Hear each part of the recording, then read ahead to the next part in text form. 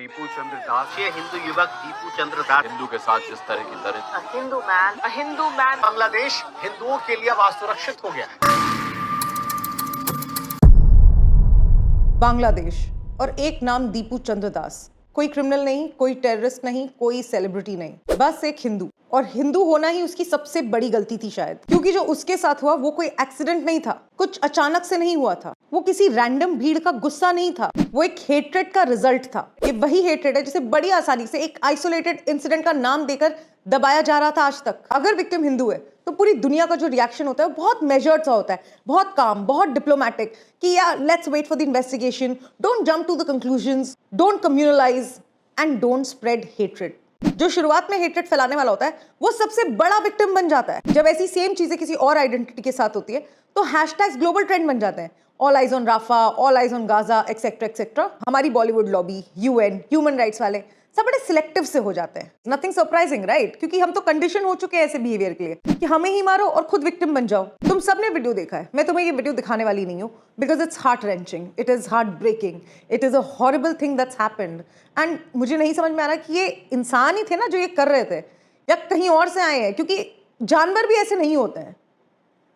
और ये वही कंगलू लोग हैं जिनको आजादी हमने दिलाई है। ये कह रहे हैं हमसे हमारी 7 सिस्टर्स ले लेंगे। अरे भाई, तुमने अपनी हालत देखी है, तुमसे अपना लॉ एंड ऑर्डर मैनेज नहीं हो रहा, तुम्हारी आर्मी एक नंबर की निकम्मी है, तुम आके तो देखो 7 सिस्टर्स तक। आज रियलाइज हो रहा है कि 1971 में भारत ने कितनी बड़ी गलती कर दी थी इन कंगलुओं को आजादी दिला के। पाकिस्तानी सेना ने जो किया था ना इनकी माताओं और बहनों के साथ, ये उसी की निशानी है। ये वही गंदा खून है जो आज हम पे चढ़ रहे हैं। हमने अपने सैनिक भेजे, इनकी मुक्ति वाहिनी को ट्रेन किया, अपने पैसे लगाए, अपनी इंटरनेशनल इमेज को दाव पे लगा दिया, और ये आस्तीन का सांप, ये रेडिकलाइज्ड होके हमें ही उल्टा सुनाने चल दिए हैं। जो खुद पाकिस्तान से अपना टुकड़ा नहीं ले पा रहे थे वो हमें टुकड़ा करने की धमकी दे रहे हैं। और इन जाहिलों को शायद ये भी नहीं पता है कि इनको सिर्फ हमने आजादी नहीं दिलाई थी, आजादी के बाद इनको पाला पोसा भी है। हमारे टैक्स पेयर्स के पैसों पे पला है ये बांग्लादेश। बट एनीवेज, ये सारी समझदारी की बात है, ये इंटेलेक्चुअल बात है, ये स्वाभिमान की बात है, ये दोस्ती की बात है। ये इन रेडिकलाइज्ड अनपढ़ लोगों को कहां समझ में आने वाला है। और मुझे इनसे ना ऑनेस्टली कोई उम्मीद भी नहीं है। मुझे उम्मीद है अपने देश के लोगों से। And I came across a very interesting video, मुझे लगता है बहुत लोगों ने देखी होगी, बट फिर भी एक बार तुम देख लो। बांग्लादेश में जो दीपू चंद्र दास का इन्होंने मार के उसे पेड़ पे टांग दिया ना, तो उसकी वीडियो किसी ने डाली, ठीक है। अब जिसने वो वीडियो डाली उसकी जो प्रोफाइल है वो तो बेस्ड इन बांग्लादेश है, ठीक है। कमेंट खोले हमने, ठीक है। अब मैं रैंडमली ही कमेंट को चेक कर रहा हूँ, जो लोग खुश हो रहे हैं तो उनके कमेंट में सीधे सीधे चेक करने की कोशिश करता हूँ। जैसे ये तालियां बजा रही है तनी तनी, लड़की है लड़का है कुछ पता नहीं। इसकी प्रोफाइल को अगर खोल के देखता हूँ मैं, तो ये अकाउंट बेस्ड इन इंडिया। मैं बहुत खुश हूँ। और कौन? अकाउंट को देखते हैं, account based in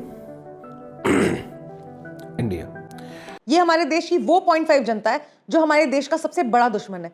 and during Pahalgam, operation सिंदूर, इन सब के मुंह से मखौटा उतर ही गया है। किसी हिंदू के साथ बुरा हो जाए तो ये अंधे हो जाते हैं, और यहाँ बैठे बैठे, भारत की धरती पे बैठे बैठे गाजा का फुल सपोर्ट करना है इनको। क्या फर्क पड़ता है अगर हम भारत में कमाते हैं, भारत में रहते हैं, भारत का खाते हैं? कोई फर्क नहीं पड़ता। हिंदू या कोई भी अन्य धर्म वाला हमारे लिए काफिर है और हम गाजा के समर्थक हैं। भाई, आप बिल्कुल अपना समर्थन दीजिए, बिल्कुल दीजिए, पर आप वहां जाके दीजिए। आप लड़िए अपने गाजा वासियों के लिए, इजरायली सेना से लड़िए। ईरान में आप फंस जाते हैं तो एमईए को टैग करने लगते हैं, कहते हैं बचा लो हमें, हम भी भारत के वासी हैं। अरे क्यों? तब आप गाजा से हेल्प मांगिए, बांग्लादेश से हेल्प मांगिए, पाकिस्तान से हेल्प मांगिए। और जब रेस्क्यू करके वापस ले आए जाते हैं तो फिर एयरपोर्ट पे वही तमाशा, फिर गालियां भारत को। ये समझ नहीं आ रहा मुझे कि ये चक्कर क्या है। पाकिस्तान, बांग्लादेश, इन सारे देशों से प्यार इतना है कि भारत के टुकड़े टुकड़े करने के लिए रेडी हैं। एक अलग प्रोपेगेंडा चला रहे हैं जिस देश में रहते हैं, खाते हैं, पीते हैं, कमाते हैं, और खुद को विक्टिमाइज भी करते हैं। जो पढ़े लिखे लोग हैं, जो समझदार लोग हैं, वो कंडेम भी नहीं करते। भाई, फिर आप अगर कंडेम नहीं करोगे ऐसी चीजें तो आप लोगों का ट्रस्ट नहीं जीत पाओगे। फिर आप बाद में रोते हो कि भाई हमारे साथ तो डिस्क्रिमिनेशन हो रहा है, हमें घर किराए पे नहीं मिलता, हमारे साथ तो बहुत मुश्किल है। क्योंकि ऑब्वियसली लोगों को नहीं दिख रहा है कि आप डिफरेंशिएट करते हो। कहीं तो थोड़ा राइटफुल, थोड़ा राइटियस बनो। कभी तो गलत चीज को गलत बोलो, सही चीज को सही बोलो। अगर आप ये सब चीजें नहीं करेंगे तो ऑब्वियसली एक ग्रुप ऑफ पीपल कन्नी काटेगा आपसे। विक्टिम को ऑपरेसर बना के खुद को विक्टिमाइज कर लेते हैं, तो भाई कैसे होगा भरोसा? नहीं होगा ना। पहलगाम के बाद मैंने अपनी ही सोशल मीडिया के फ्रेंड लिस्ट में से लोगों को ये पोस्ट करते हुए देखा कि डोंट स्प्रेड हेट्रेड। हम फैला रहे हेट्रेड। प्रताड़ित इंसान कैसे हेट्रेड फैला सकता है? जिनको हेट्रेड फैलानी थी वो हेट्रेड फैला के चले गए हैं। ये सारी चीजें आप उनके लिए नहीं डायरेक्ट कर रहे हैं, जो विक्टिम है उसको कह रहे हैं। धुरंधर की रिलीज के बाद अरफा खानम शेरवानी को यह प्रॉब्लम हो गई थी कि पाकिस्तानी टेररिस्ट को आफ्टर 26/11 वो चैंट करते हुए क्यों सुना दिया, जो भी चैंट करते हैं यूजुअली लोग, क्यों दिखा दिया।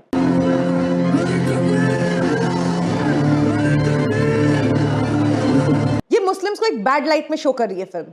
बट आप देखो अभी बांग्लादेश में क्या हुआ है। दीपू चंद्रदास को जलाने के बाद या जलाते समय लोग वहां पे वीडियो बना रहे थे, यही सेम चीज चैंट कर रहे हैं। मैं वीडियो को ब्लर करके लगा देती हूँ, देख ले, सुन ले अरफा खानम शेरवानी अपनी आंख कान खोल के।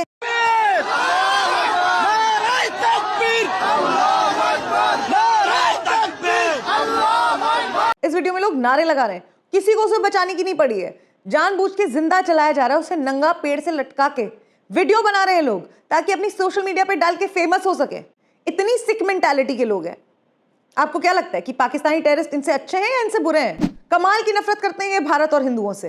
रहना भी इनको भारत में, तारों के नीचे से आएंगे, सुरंगों से निकल के आएंगे, तैर के आएंगे, पर आएंगे भारत में। कमाना इनको भारत में ही है। हमारे पूरे स्टेट को कॉम्प्रोमाइज कर दिया इन लोगों ने। जिन लोगों को सीएए और एसआईआर से दिक्कत है, मैं बता देती हूँ तुम लोगों को, तुम नहीं हो पेट्रियट, तुम नहीं चाहते हो भारत का भला हो। और भारत सरकार भी ये सारे प्रोटेस्ट क्यों देख रही है मुझे नहीं पता। भले ही मैं राइट विंगर हूं, but I really have a question with our government right now कि हमारी एम्बेसी अभी तक क्यों खोल के बैठी है वहां पे। कल को किसी को कुछ हो जाएगा तो आप रिस्पॉन्सिबिलिटी लेंगे। क्यों इनको मेडिकल वीजास दिए जा रहे हैं? बंद करिए आप सब कुछ। ये हमें मारे और हम इन्हें हील करें। Why should we do that?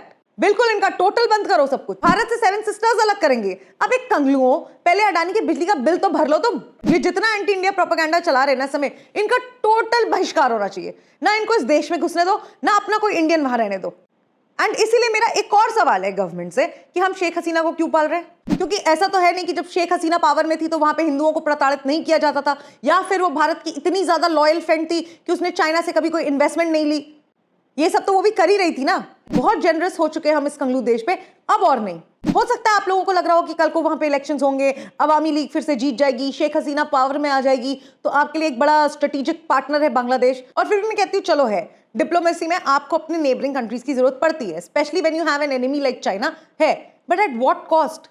Eight the cost of Hindu lives. ये डिप्लोमेसी है? नहीं, ये कन्वीनियंस है, और कन्वीनियंस बहुत लंबे टाइम तक नहीं चलती। What has happened is beyond disturbing. And ये साल में आई थिंक दूसरी बार ऐसा हुआ है आफ्टर पहलगाम, जो कि इतनी बुरी तरीके से किसी को मारा गया है, जहाँ पे आपको ह्यूमैनिटी पे क्वेश्चन बनता है। तो प्लीज़ अब एक समुदाय से मेरी यही रिक्वेस्ट है कि प्लीज़ अब अपने आप को विक्टिमाइज मत करना कभी। अगर हो सके तो कंडेम करो गलत करने वाले को। विक्टिम पे ही लेबल मत लगाओ हेट्रेड फैलाने का। कंडेम करना हेट्रेड नहीं है। धर्म की वजह से किसी को मार देना, इस पे गुस्सा होना नफरत नहीं है।